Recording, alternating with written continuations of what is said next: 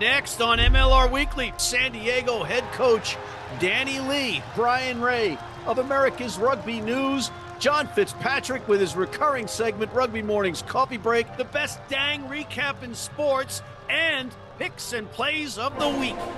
Rugby Wrap-Ups MLR Weekly brought to you by Sheehy Auto Stores. It's easy at Sheehy. The Pig and Whistle, New York City, the world's best rugby pub. And Lean and Limber, stretching your way to a healthier lifestyle.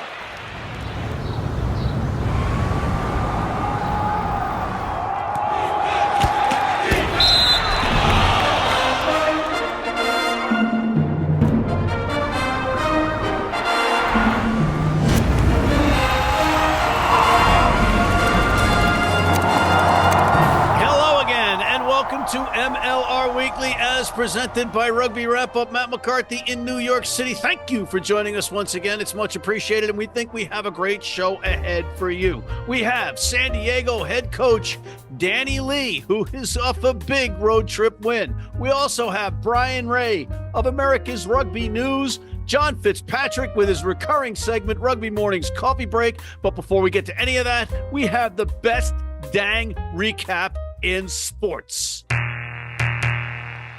It was cats and dogs in the Texas two-step bowl down in Arlington, Texas. That and 9 tries made for an entertaining affair. And you all can't have a match between Dallas and Houston without somebody having a well-oiled Winchester in the middle of things. And the Jackals had one all right. Connor Winchester at center, who fired off 197 meters from his boot. Dallas even got past the whitewash more times, 5 tries by 5 different Jackals to 4 tries for the Cats. And it was nice to see the former number 2 pick overall in the 2021 MLR draft, Emmanuel Albert, getting quality time and scoring 2 tries for the visiting SaberCats. Dallas once again showed they can play with anybody, but missed 4 of 5 conversions in a 3-point gut-wrenching loss. 30-27, Houston. In the Windy City, it was the Canine Cup trademark between Chicago's Hounds and Seattle's Sea Wolves. They're canines too, folks. And the difference between winning teams and losing teams in Major League Rugby is winning at home. The Hounds were up 26-0 in the first half before the Sea Wolves got over their long swim to the land of Michael Jordan. Indeed, whatever head coach Alan Newt Rockney Clark told his Water Dogs at halftime needs to be bottled and served in locker rooms everywhere. Seattle stormed back with 34 unanswered points as the hosts forgot they were playing tackle, not touch. A last try at death topped an epic comeback for the visitors in a 34-26 win. In Charlotte, Old Glory may not have covered our spread of 16 points, but they scored a bunch nonetheless. And they won big versus the plucky Anthem. 10 tries combined. The visitors with 6 and both teams good from the tee.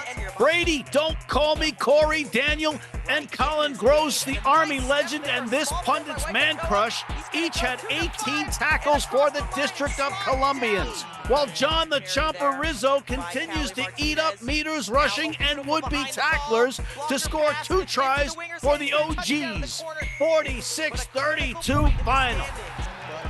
In Miami, the Sharks were up 21-5 and looking to send San Diego to the airport early after their second cross-country road match. But the Legion fought back and the Sharks missed 4 of 7 penalty kicks as San Diego stunned Miami with 17 unanswered points and a 21-22 win. Phew! Wow, that was a lot, but we're not done. We have our recurring segment, Rugby Mornings Coffee Break with John Fitzpatrick out of Washington, D.C., the nation's capital right now. John, how are you? What do you got? Yeah, thanks, Ryan Ginty. Hey, Matt, more devastating comeback, being up 28-3 and losing or being up 26-0 and losing? Well, I'm Matt McCarthy, not Matt Ryan. You'd have to ask the Atlanta Falcons QB what the answer to that question is. Next. That's a pretty good comeback. Speaking of comebacks, it was the weekend of comebacks in MLR, but we got to talk about that Chicago game. How about MLR rookie Noah Brown? Scored 2 tries in his first MLR start. And how about USA International Ben Landry making his first appearance in the 2024 season? Matty boy. That's right. Noah got his arc into the try zone twice, and Ben Landry, who I told you on this very program when he said he was retired, once he was back on the farm, he'd be back in Major League Rugby. Good to see him back. He's an animal. Next. Was he shearing sheep like you were shearing sheep? Nobody can shear sheep like me. Next. Hey, how about Old Glory DC? Quick highlight here. Jack Iscaro, he earned his 50th appearance for Old Glory DC. It's a big number. That's amazing. I mean, time just flies. Just yesterday, he was playing for Jack Clark at Cal, and now look at him. He's all grown up. Next. Man, I want to call out real quickly. College rugby playoffs are heating up this weekend. We got the D1A Elite Regionals, the round of 16. A bunch of future MLR stars will be participating this weekend. Matt, what do you think? Navy, Cal, Army? Who's winning it? You know what? I try to remain impartial. I'd love to see Army get back on the podium, whatever you call it, dais, something. Next, Matt, I want to close out 3 cheers. USA Women's Eagles, baby. Yeah, knocking off South Africa, a big win to start 2024. And guess what? The next time they play, they'll be right back here in the U.S. in LA, April 28th, kicking off the Pacific 4 Series. Matt, are you going to be there? You're darn tootin'. And by the way, if you look at our QR code, you can get discounted tickets for the USA Rugby matches in D.C. So check those out, scan it, do whatever you got to do, discount. Anything else, Sean? Yeah, that's it. I just want to let everyone know that I'm 4-1 in the Fantasy Rutgers League with the best team, clearly. Thank you. Signing off. Oh, well, you're Mr. May is what we would call you here in New York. On that note, I want to... No, Matt. I am the straw that stirs the drink. I'm Reggie Jackson. Fair enough. I'm out of On here. that note, thank you. He's out. Mr. John Fitzpatrick of Rugby Morning's Coffee Break. We'll be right back.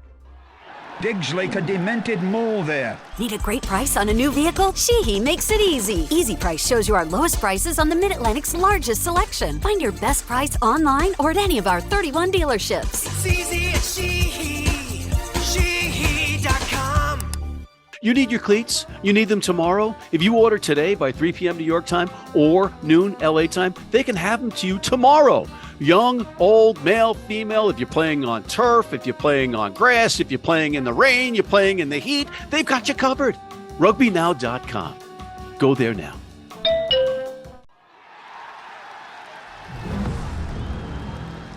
And we're back with Director of Rugby / Head Coach of the San Diego Legion. Once again, Danny Lee. Danny, welcome back to MLR Weekly. Hi, Matt. Good to be back. Thanks for having me on. Dan, you're coming off 2 huge road trips, the width of the United States. You've gone into D.C. and into Miami, and you came out with 2 wins.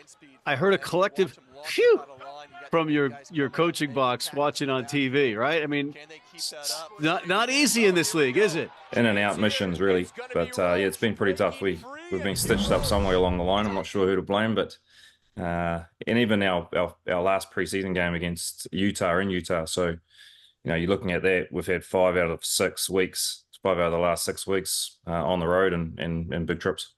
All right. So, you know, your playing career, 17 years, Super Rugby teams. You're with the Hurricanes, the Chiefs, Highlanders, and Blues, and you finished in Wales with the Dragons, who were then the Gwent Dragons, right? They won. They beat Zebre in the unofficial wooden spoon bowl. And if it's a spoon, it's got to be a bowl, right? Did you take any pleasure in that win? To be honest,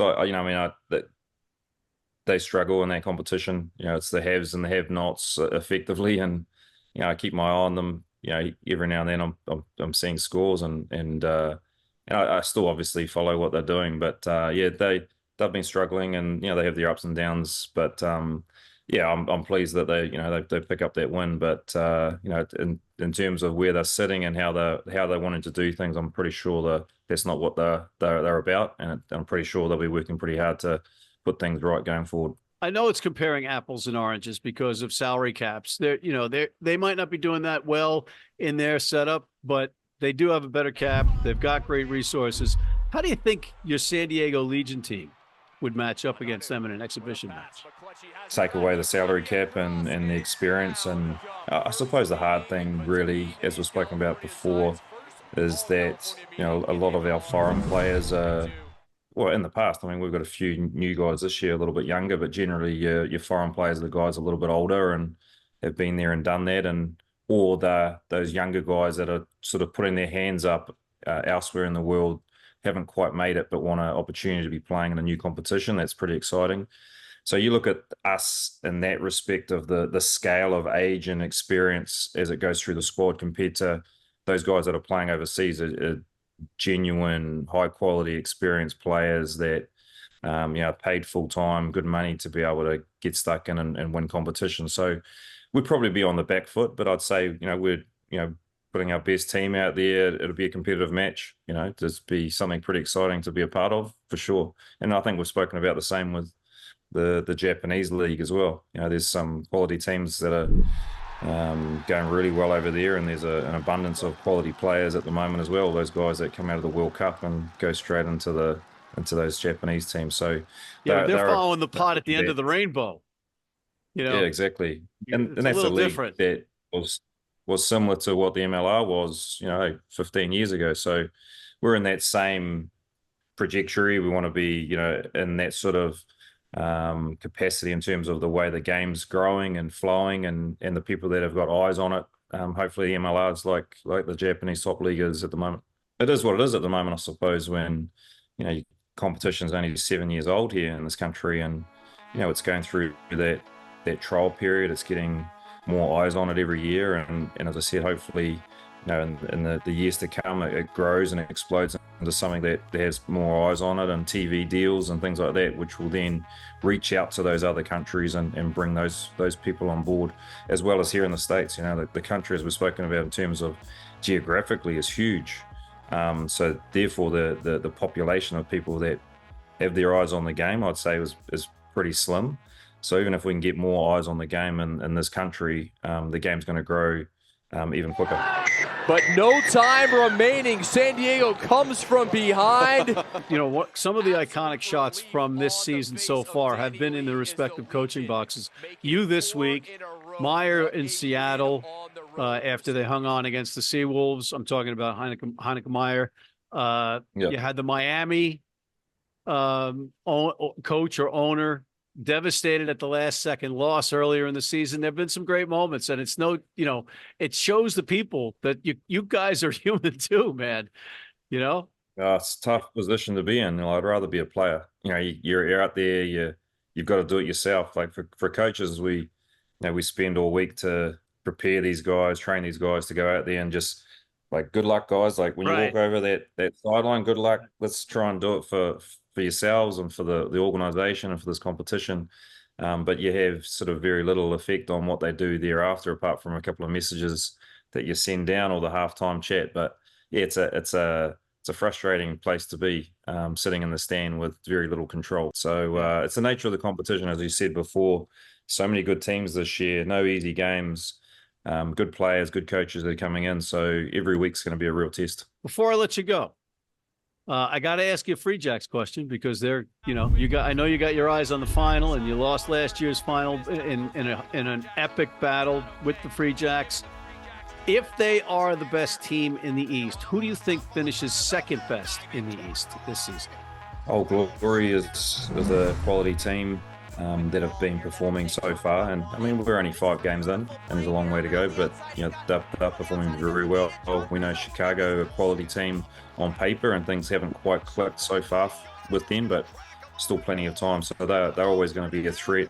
And then, as I said, New Orleans, who are performing probably more than what others had thought. But as I said, you've got a new coaching group, some new players that are coming in, and the style they're playing is fantastic, and it's going to be a threat. So New England's going to be there or thereabouts. Those other 3, I'm thinking maybe outside the box, maybe New Orleans could be sniffing in that second spot. But yeah, we've got ourselves to worry about. I mean, this Western Conference is crazy.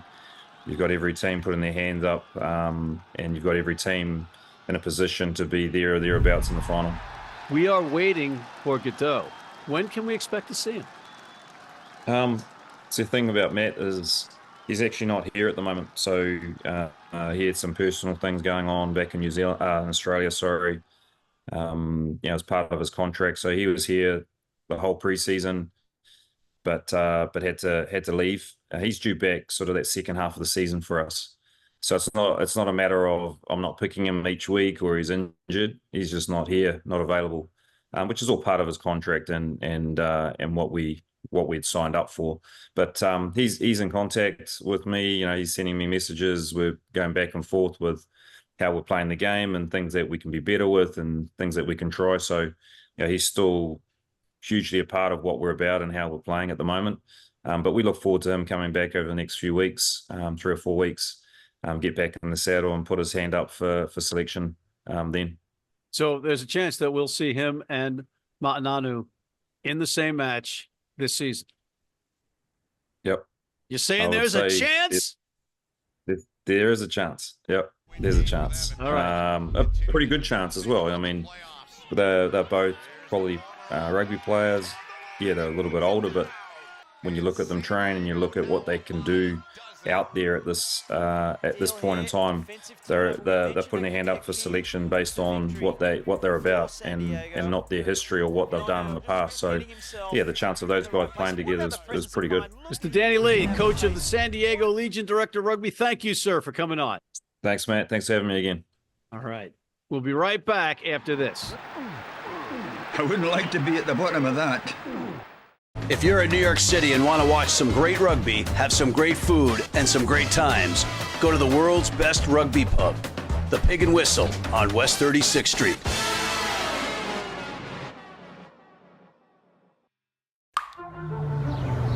This is the Rugby Odds, where an unlikely pundit panel of a wordsmith, a WWE legend, a rugby star, and a supermodel scour the globe, seeking best bets and bad behavior. Are you not entertained?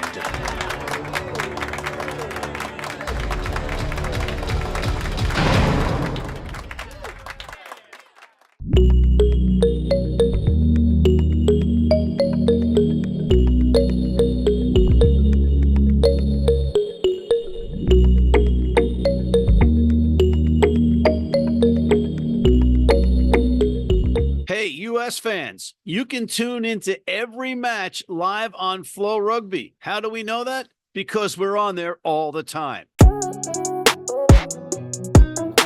And now for your Major League Rugby Play of the Week, brought to you by the Rugby Network. In Charlotte, the Anthem were giving Old Glory more than they bargained for when Alex Mueller, atoning for his earlier trip to the sin bin, used a diabolical stiff arm to get into the try zone for a pivotal Old Glory try. In Dallas, the Jackals called Mark on a kick from Houston's Davey Kutzer with just over a minute left, thus giving the SaberCats the ball back in a tie match. Sure enough, Kutzer knocked over a penalty goal in the 80th minute, keeping Heineke Meyer and co sole occupants of the undefeated department. In Chicago, the Hounds were howling good, building a 26-0 lead in the first half, drowning the Seawolves offense. But Seattle got what would be a momentum-shifting try just before the half on Mac Mason's flareless flop for 5 while his team was down a player. And your Major League Rugby Play of the Week, brought to you by the Rugby Network, is Alex Mueller, helping Old Glory from fully slipping on that oh-so-visible banana peel for a must-win. And now from the greatest rugby show on the planet, the Rugby Odds, your Major League Rugby Picks of the Week with John Bradshaw Layfield, the WWE Hall of Famer turned rugby nut, and King Gifte Belu. Utah has got Anthem coming in. It's a cross-country trip. Travel is always tough no matter who it is. I think that Utah covers this. I think they cover it quite easily. Look, Anthem has been losing by about 28 points a game. They had played a really good game against Old Glory, but I think they go back to that. I think Utah can run, and they're especially going to run at altitude. I think Utah runs them off the field. The Gold are back at home. They've gotten a little bit of rest. Chicago's coming off of a close game against Seattle. -4 is perfect for New Orleans. I think they cover and absolutely beat Chicago on their home turf. NOLA takes this one.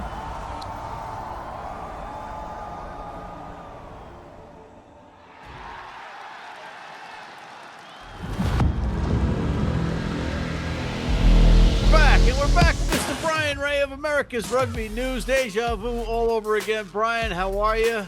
Doing terrific, and enjoying the sunshine here in Charlotte, Matt. Fantastic. Go Anthem.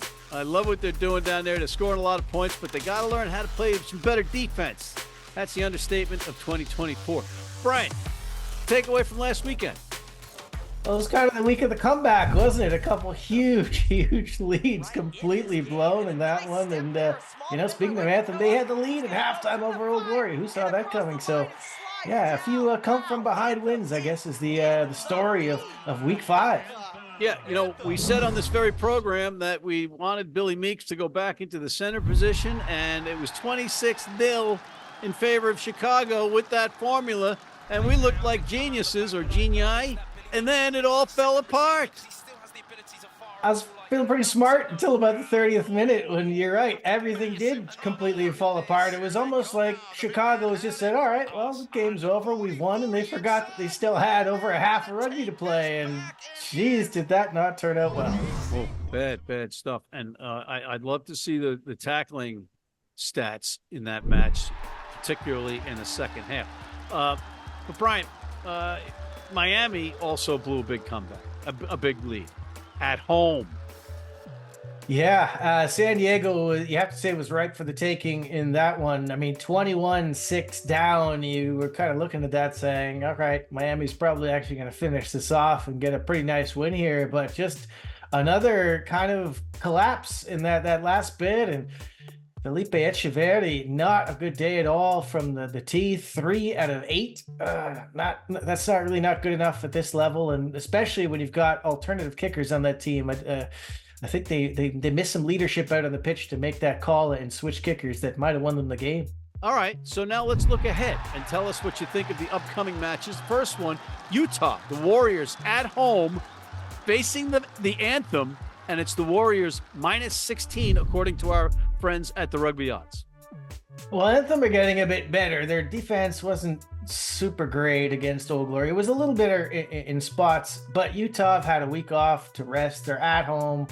Playing in that altitude is always a bit of a challenge, and I just feel like they're due for a performance. They've really been underwhelming so far. Joe Mano coming back, I think, is ready to score a couple points. So I'll take Utah in that one, but I'm looking forward to more from Anthem in this one. Yeah, Mano had that big comeback try last time. He looks like he's on fire again. It's great for the league. And I think it's going to be a track meet. The Anthem lets up a lot of points, but they can actually score some too. That youth might not be so bothered by the altitude, but I think Utah covers that spread. Seattle, -7 at home versus Dallas. Oof. This is a little bit tougher than normally we would have thought. Yeah, okay. I'll take Seattle in here, but Dallas is going to make a game from this. They've been tough absolutely every game they played, so I expect this to be another closer one than maybe some people anticipate. So I'll take Seattle, but only just barely covering that spread. NOLA, -4, hosting the Hounds, the wounded Hounds, mentally and physically after that debacle.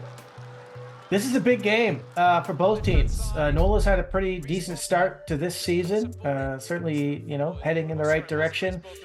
Still have yet to see Cam Dolan on the pitch for them. Chicago, man, still disappointing. They're going to be so upset with looking at the tape from that game. They had Seattle. They should have won that game, so they're going to be absolutely seething, you would think, in training. Are they going to bounce back and actually get this performance? Man, this is a tough game to pick. Close call. Their personnel is too good to not bounce back.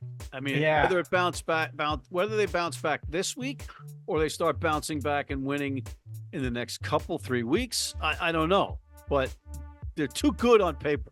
Yeah, I am a little worried about the loss of Zura Zvenia, their Georgian loose head. I don't think it didn't look like a serious injury, but even if he misses a week, that isn't great. But then again, NOLA lost both of their props, one to a red card and a suspension, Jared Adams, and then the injury to Isaac Salmon. They do have Sean Pernitti coming. I'll go with Chicago in this one, but man, it's going to be so close. And I think maybe Chicago by 5, maybe, but I'm not at all confident in that choice. All right, and I'm just looking forward to this battle of those vaunted backfields. There's some real good players in both of those backlines. New England at home, back in Quincy, -4 after suffering through my April Fool's Day joke earlier in the week. Yeah, we got the rough news that John Poland's out for the season with a pec injury, so certainly wish him all the best in recovery. He's such a great player, but luckily they do have Cam Nordley-Kelametti, who's an outstanding young prospect at scrum half as well, so I don't think they'll missing too much of a beat. He's a different type of player, more attacking, so he'll just change that attacking game a little bit. Miami, wow, they kind of flopped in that game against San Diego, didn't they? I don't know if they're getting Tomas Cabelli back for this one. I certainly hope they are, because they need him, and Ronaldo Piusi and Manuel Ardao. If they've got those three, they can make a game of this, but I got to go with New England at home. I just wanted to add one thing. Poland is also one of those guys that off the pitch gets along with everybody, the chemistry, that's he's a very important player. And I wouldn't be surprised if they go out and get somebody else. Old Glory hosting Riflica, Rugby Football Club Los Angeles. The Riflicans, our TRO, the Rugby Odds pals, have winning by 3 points. Yeah, I'll go with DC over that for sure. I think DC is going to be pretty disappointed with aspects of their game against Anthem. Certainly their defense let them down at times. But again, look at the lineup they had. They did rest a few key guys. Corey Daniel was named to play, but it didn't end up playing. It was his brother actually took the field at open side flanker. So I'm assuming they're going to get a few more of their top guns out there. A couple of them had kind of a week off. I think they're going to be fired up at home for this one. LA, I'm still on the fence with, man. I love, some of their players. Certainly Andrew Coe is one of the form backs in MLR at the moment. Is Emery back for this one? Jason Emery, he's such a key cog in that attack. On the road, it's a long travel. I'm going to go with DC at home. Really? Okay.